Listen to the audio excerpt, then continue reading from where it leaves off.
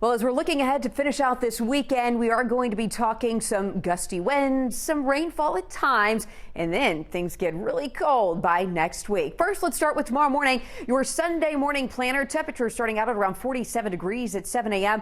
We'll have some leftover rain primarily east of the Atlanta metro, and then winds turn quite gusty. By mid to late morning, we could have some wind gusts upwards of 20 to 25 miles per hour, especially in those North Georgia mountains. Dry tomorrow afternoon, but breezy as we head towards midday. Let's talk about the rainfall for tonight and into tomorrow. Heaviest rainfall should sit south of I-20 through around midnight tonight, but then look at all of this wet weather. That's going to be along coastal Carolina down to Savannah, and that's due to this area of low pressure that will hug the eastern seaboard. But you can see the outer edges of that producing some light rain for us. That, coupled with this cold front moving in from the northwest, that's going to contribute to a few occasional showers in and around the Atlanta metro. So for early tomorrow, we could see an occasional rain shower from Dalton to Rome, but those bands of rain and the coverage will increase slightly from Athens down towards Eatonton, with some of the heaviest rainfall from Dublin, Hazelhurst over towards Augusta and down towards Savannah.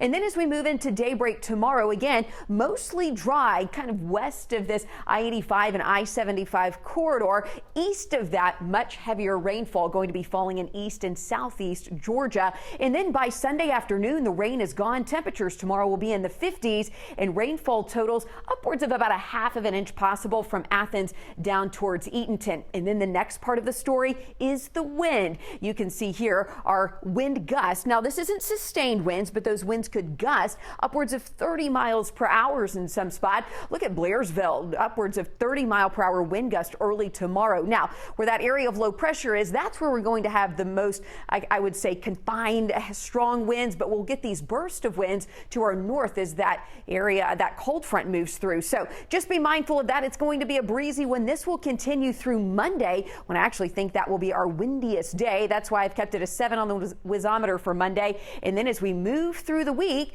it looks like things will be improving, but it gets cold. Those morning lows will be back in the 20s starting on Tuesday morning. And that's your 7-day outlook.